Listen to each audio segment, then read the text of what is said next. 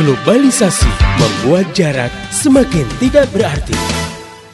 Jadi hukum memainkan alat musik ya dari sisi aktivitas memainkan alat musik itu saja ya atau mengenai alat musiknya sendiri ya, maka boleh-boleh saja atau mubah gitu. Nah, kalau kemudian ada dalil syar'i tertentu yang mengharamkan ya, maka alat musik tersebut haram dimainkan gitu. Nah, kalau kita lihat tentang permainan musik ini, biasanya dalil ini terkait dengan aktivitas lain ya yang menyertai penggunaan alat musik tersebut. Tapi misalkan disertai dengan aktivitas-aktivitas maksiat, maka memainkan alat musik tersebut menjadi haram. Lintas budaya semakin mudah diakses tanpa bisa dibendung lagi dan berakibat norma-norma dan moralitas semakin terkontaminasi. Iya, emang kalau di anak-anak ada fase ya di mana anak kecil itu dulu waktu kita kecil kan begitu ya, nggak mau misalkan robotan kita dimainin sama teman kita, ada yang megang kita pukul, gitu, kita rebut kita pukul. Kalau anak-anak sih wajar kayak begitu, tapi kalau udah remaja sebetulnya udah nggak boleh terjadi ya. Kalau kamu nih sobat muda itu udah nggak pantas tuh main sikat dan hantem gitu kan, lihat ada orang duduk di bangku kamu langsung kamu sikat gitu ya. Ya karena udah makin lama kan harusnya makin dewasa. Jadi kalau dikatakan itu kan biasa, namanya juga remaja, ada kenakalan remaja. Ini nggak tepat loh ya, kamu sobat muda itu nggak pantas nakal kamu. Kalau salah sih wajar lah, tapi kalau sengaja berbuat salah itu yang nggak pantas ya. Dan hanya iman yang sanggup membentengi diri. Pendengar yang budiman, angin sejuk kembali berhembus dengan hadirnya Voice of Islam. Nah, ada di situ yang komunitas dari perkantoran suka datang itu di YIS misalnya, Youth Islamic Center itu memang pulang kerja orang sekalipun udah maghrib gitu ya, mereka ngaji ke sana gitu. Nah, demikian juga dengan misalnya remaja Sunda Kelapa di Masjid Sunda Kelapa itu juga memberikan fasilitas. Nah, di perkantoran sendiri juga sudah mulai ada itu, sehingga ketika mereka merasakan butuh nuansa siraman rohani, mereka mencoba mencari-cari kan gitu. Nah, ini motivasinya sudah lebih kuat. Media Islamnet dan radio kesayangan Anda menghadirkan Voice of Islam. Voice of Islam. Voice of Islam.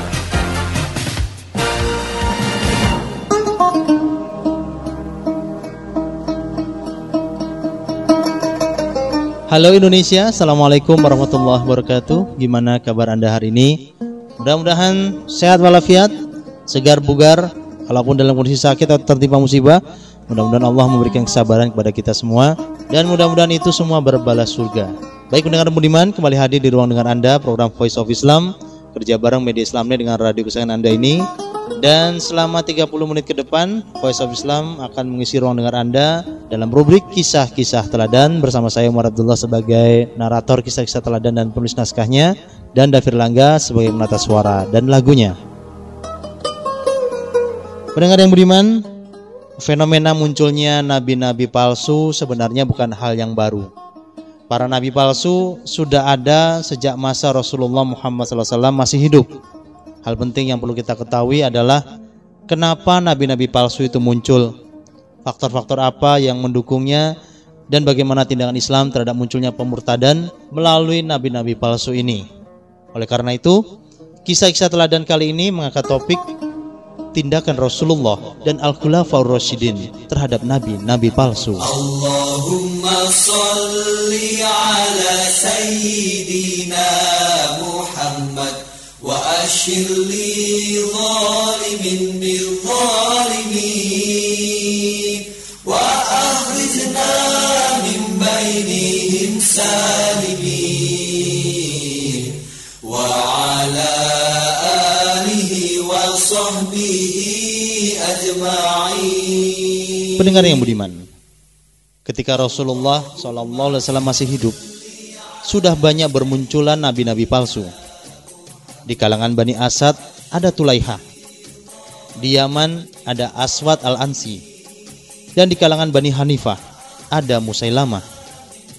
Ada juga nabi palsu dari kalangan wanita yang bernama Sajjah binti Harith. Nah, nabi-nabi palsu ini banyak bermunculan di Jazirah Arab bagian selatan yang penduduknya memang belum lama memeluk Islam. Pengajaran tentang Islam pun belum sepenuhnya tertanam kuat dalam benak kaum muslimin. Sehingga walaupun mereka sudah memeluk Islam, namun keimanannya belum kokoh. Ditambah lagi adanya upaya dari negara-negara adidaya saat itu, yakni Romawi dan Persia, yang ingin melemahkan negara Islam melalui pemurtadan oleh nabi-nabi palsu.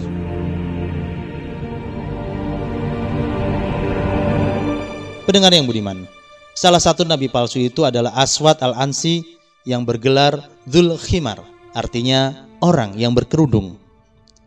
Aswad adalah seorang dukun yang tinggal di Yaman bagian selatan.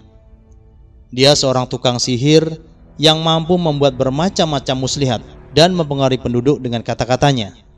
Ia mendakwakan diri sebagai nabi, lalu menamakan dirinya Rahman. Nabi palsu yang lain yaitu Musailimah menamakan dirinya Rahman Yamamah.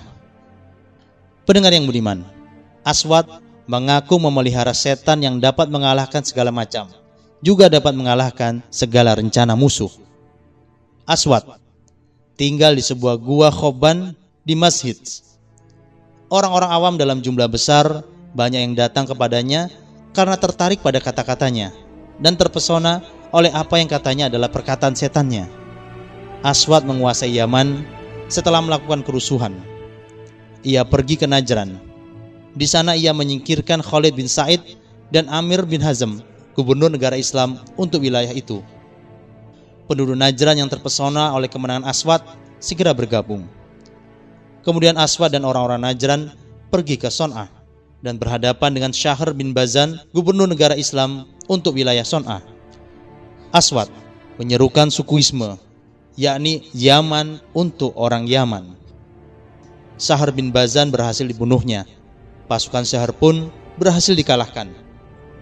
Kaum muslimin yang ada di kota Son'a melarikan diri bersama Mu'adz bin Jabal menyusul Khalid bin Sa'id dan Amr bin Hazm ke Madinah. Dengan kemenangan ini, Aswad menjadi raja di Yaman. Penduduk pedalaman dan kota-kota di Sahara Hadramaut, Taif, Bahrain, dan Ahsa sampai Aden tunduk di bawah perintah Aswad. Ketika berita ulah Aswad ini sampai kepada Rasulullah Muhammad SAW di Madinah, Rasulullah SAW sebagai kepala negara tengah mengadakan persiapan untuk menghadapi pihak Romawi dengan membentuk pasukan yang dipimpin oleh Usama bin Zaid. Rasulullah SAW memilih untuk berkonsentrasi menghadapi pasukan Romawi.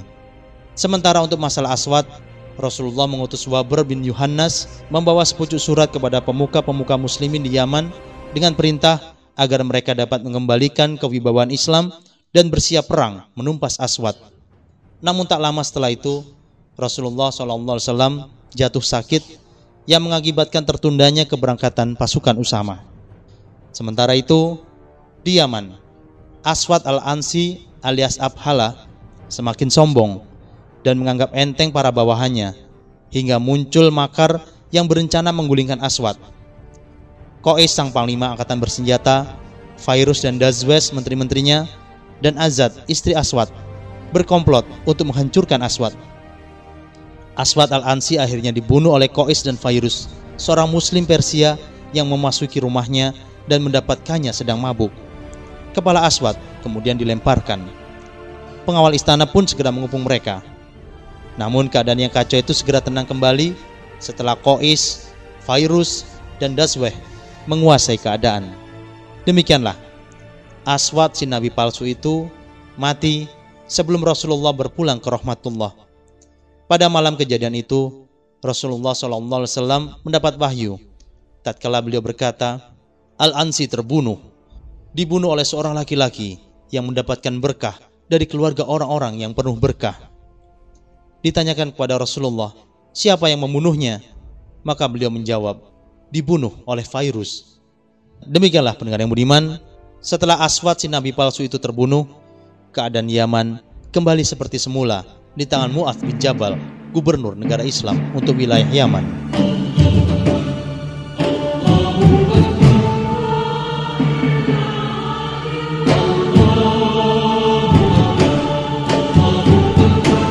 Pendengar yang budiman, adapun Musailamah bin Habib dari Bani Hanifah di Yamamah yang juga mengaku menjadi nabi, telah mengutus 2 orang membawa surat kepada Rasulullah Muhammad SAW di Madinah. Isi surat itu berbunyi, dari Musailamah Rasulullah kepada Muhammad Rasulullah, salam sejahtera. Amma ba'du, saya sudah bersekutu dengan engkau dalam soal ini. Bumi ini buat kami separuh dan buat Quraisy separuh. Tapi Quraisy golongan yang tidak suka berlaku adil. Pendengar yang budiman, setelah mendengarkan bunyi surat tersebut, Nabi SAW bertanya kepada kedua utusan itu, bagaimana pendapatmu? Maka kedua orang itu berkata, pendapat kami seperti yang sudah dikatakannya. Maka Nabi SAW menatap marah kepada kedua orang itu seraya berkata, demi Allah, kalau tidak karena utusan itu tidak boleh dibunuh, niscaya ku penggal leher kalian. Pendengar yang budiman, kemudian Rasulullah Muhammad SAW membalas surat Musailamah. Bismillahirrahmanirrahim. Dari Muhammad Rasulullah kepada Musailamah al-Kadzab, Musailamah si pendusta. Amma ba'du, bahwa bumi ini milik Allah, diwariskan kepada siapa saja yang dikehendakinya di antara hamba-hambanya yang bertakwa. Pendengar yang budiman, kejadian ini terjadi pada akhir tahun ke-10 Hijriah.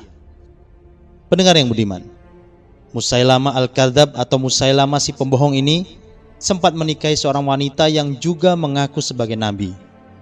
Wanita itu bernama Sajah binti Harith. Sajah berasal dari suatu daerah di Irak di barat laut Mesopotamia. Awalnya ia menganut agama Nasrani.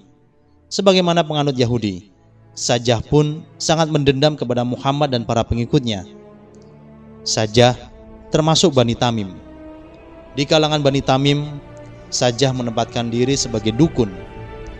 Setelah mendengar Rasulullah Muhammad SAW wafat, mata-mata negara Persia ini mengobarkan kebencian Bani Tamim untuk menyerbu Madinah dan memerangi Abu Bakar, Khalifah Rasulullah, pengganti Rasulullah SAW dalam hal pemerintahan.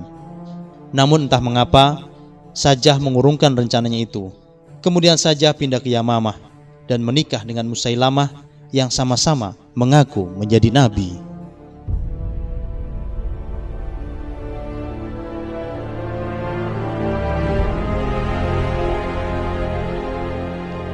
Pendengar yang budiman, sementara itu di kalangan Bani Asad ada Tulaihah yang juga mengaku sebagai nabi.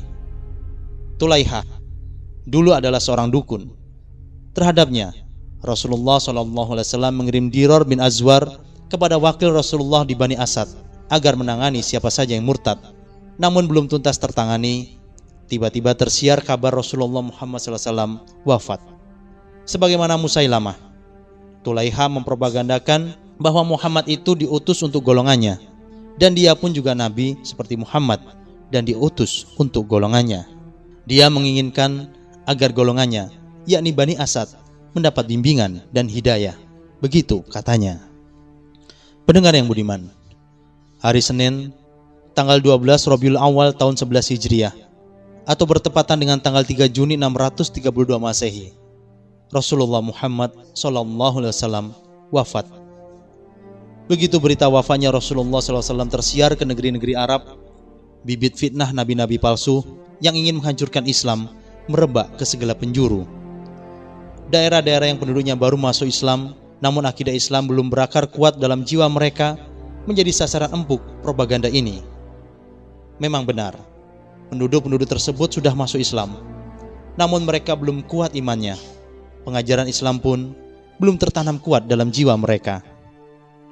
Nah, bagaimana Khalifatul Rasul, pengganti Rasulullah SAW, Abu Bakar As-Siddiq, mengatasi persoalan ini?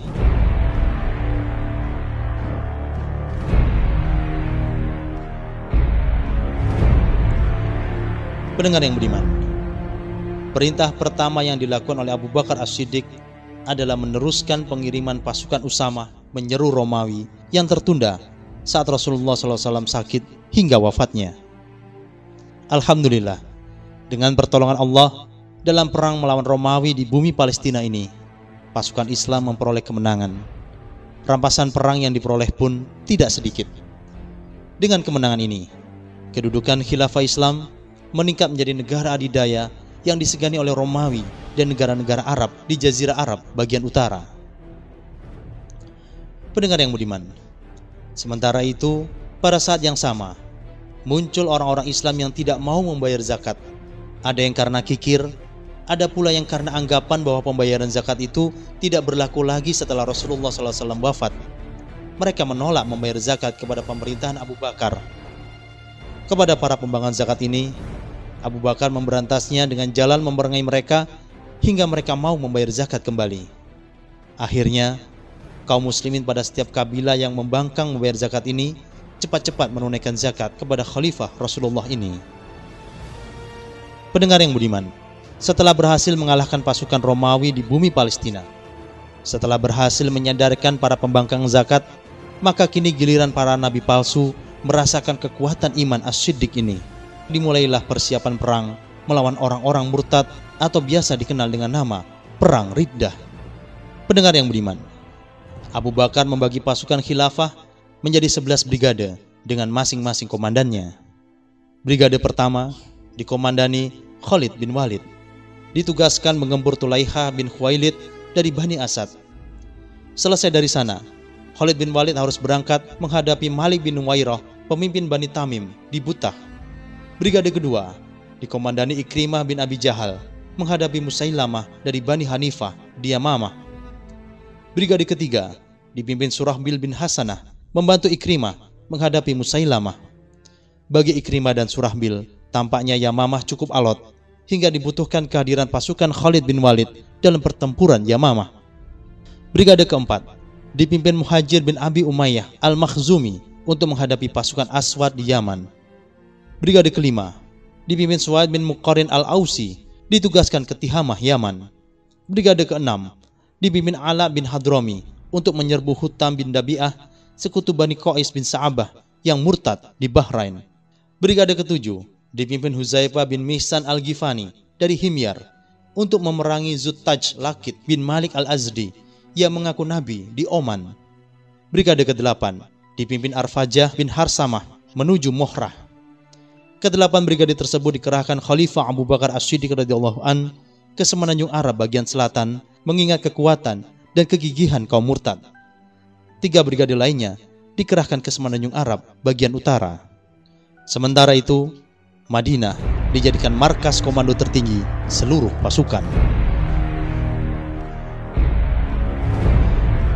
Dengar yang budiman, sebelum memberangkatkan seluruh pasukan, Abu Bakar sebagai kepala negara terlebih dahulu menyiarkan surat pengumuman di seluruh semenanjung Arab kepada seluruh rakyat, baik yang tetap di dalam Islam maupun yang murtad.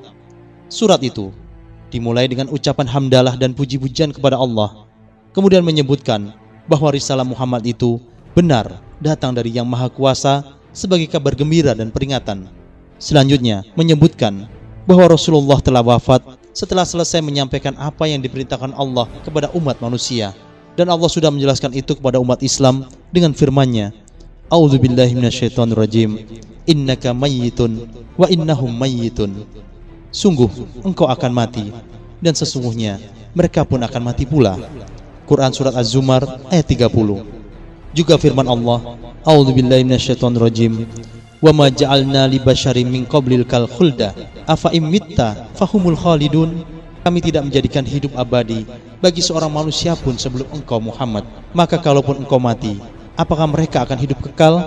Al-Quran Surat Al-Anbiya ayat 34. Juga firman Allah, A'udzubillahi minasyaitonirrajim, wa ma Muhammadun illa rasul qad khalat min qablihi rusul afa immata aw qutilan qalabtum ala aqabikum wa man yanqalib ala aqibaihi falan yadurrullaha syai'an wa sayajzillahu syakirin. Muhammad itu tidak lain hanyalah seorang rasul, sebelumnya pun telah berlalu rasul-rasul. Apakah jika dia wafat atau terbunuh, kamu akan berbalik ke belakang menjadi murtad? Barang siapa berbalik ke belakang, maka ia sama sekali tak akan merugikan Allah, tetapi Allah akan memberikan pahala kepada orang-orang yang bersyukur. Al-Quran Surat Ali Imran ayat 144.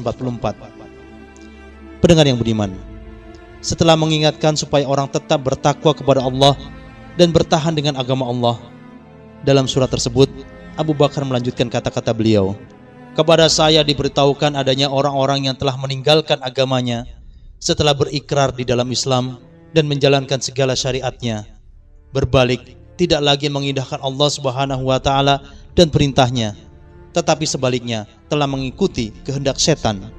Saya sudah mengeluarkan perintah kepada para pemimpin pasukan bersenjata yang terdiri atas kaum Muhajirin dan Ansor dan para pengikut yang baik kepada kamu sekalian. Dan saya perintahkan untuk tidak memerangi dan membunuh siapapun sebelum diajak mematuhi ajaran Allah.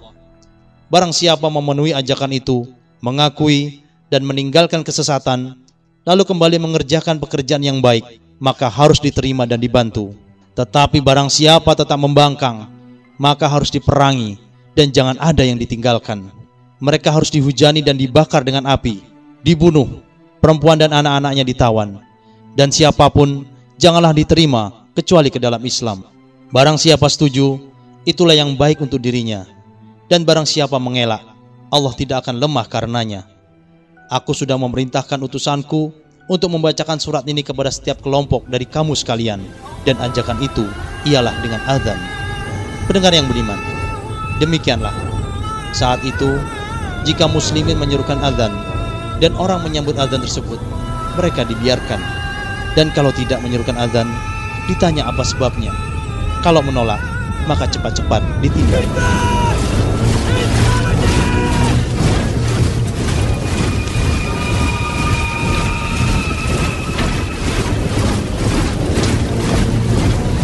Pendengar yang beriman, perang melawan kaum murtad yang paling dahsyat adalah perang Yamamah menghadapi Musailamah. Kedahsyatannya karena para pengikut Musailamah di samping besar jumlahnya, juga karena sangat percaya kepada Musailamah dan bersedia mati untuk itu. Walau akhirnya di babak akhir pertempuran tampaklah siapa Musailamah sebenarnya. Dalam kondisi terkurung, Musailamah menyeru pada para pengikutnya, "Ayo bertempurlah demi kehormatan leluhur." Sementara itu, manusia pengecut ini malah cepat-cepat kabur bersembunyi di kebun miliknya. Pasukan Islam yang mengetahui persembunyian Musailamah dan para pengawalnya segera mengepung kebun tersebut, memanjat temboknya dan menghujani Musailamah dan para pengawalnya dengan panah. Pendengar yang beriman, di dalam pasukan kaum muslimin ikut serta Wahsy yang dulu dalam perang Uhud telah membunuh Hamzah bin Abdul Muthalib radhiyallahu anhu. Setelah pembebasan kota Mekah, Wahsy masuk Islam, dan dalam perang Yamamah ia ikut serta sebagai seorang mujahid. Tatkala dilihatnya Musailamah di kebun itu, diayunkannya tombaknya dan bidikannya tidak meleset. Namun bersamaan dengan itu, ada orang Ansor yang juga ikut menghantam Musailamah dengan pedangnya. Oleh karena itu, Wahsy berkata, "Hanya Allah yang tahu siapa di antara kita yang telah membunuhnya."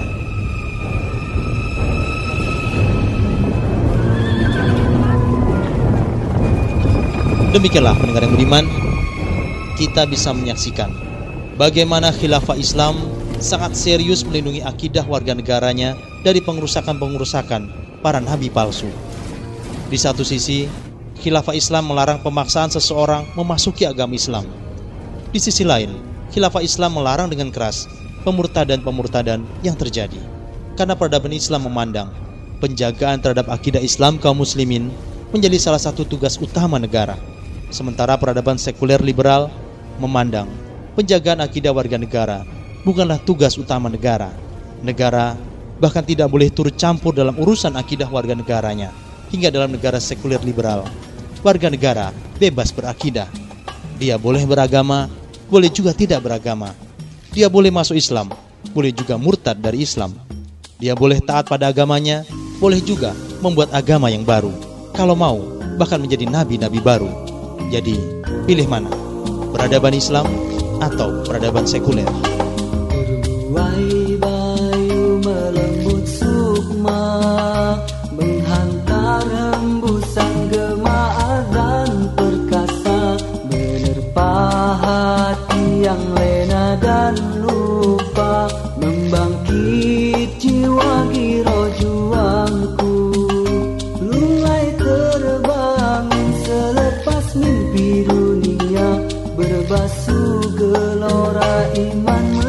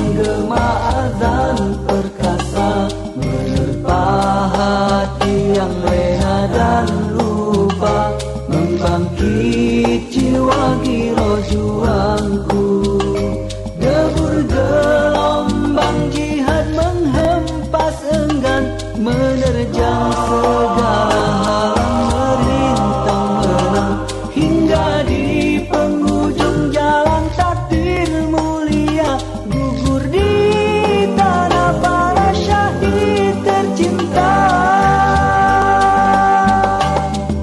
Demikian pendengar yang budiman, kisah-kisah teladan kali ini berjudul Sikap Rasulullah dan Al-Khulafaur Rasyidin terhadap nabi-nabi palsu.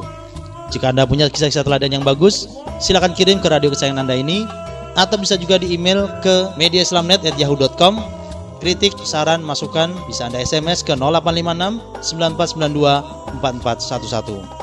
Untuk informasi lebih jauh tentang Voice of Islam, radio-radio di seluruh Indonesia yang menyiarkannya, topik-topik yang akan dibahas, juga info-info lainnya, silakan klik di www.gaulislam.com. Saya Umar Abdullah sebagai narator kisah-kisah teladan dan penulis naskahnya, Davi Erlangga sebagai penata suara dan lagunya, dan seluruh kerabat kerja yang bertugas mengucapkan terima kasih kepada pendengar yang budiman yang telah setia mengikuti acara ini.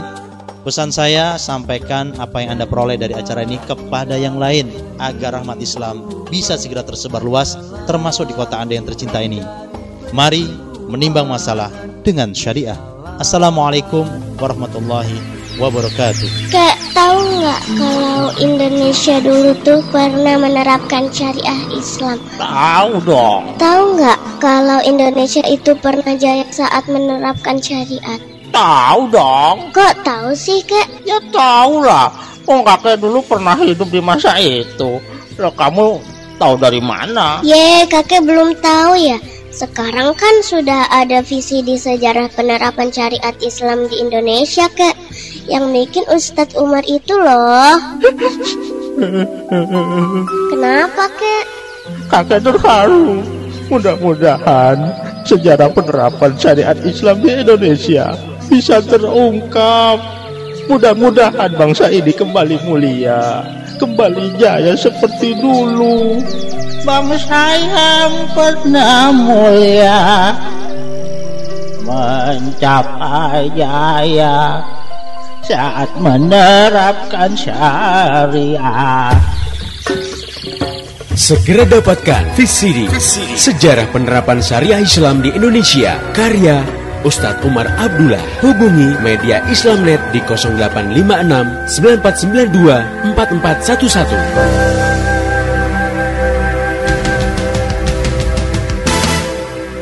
Demikian tadi Voice of Islam. Semoga hikmah yang terkandung bermanfaat untuk kita semua. Amin, amin, amin, ya robbal alamin. Kembali bisa Anda dengarkan Voice of Islam. Menghadirkan topik-topik seputar kehidupan kita esok hari di waktu dan gelombang yang sama.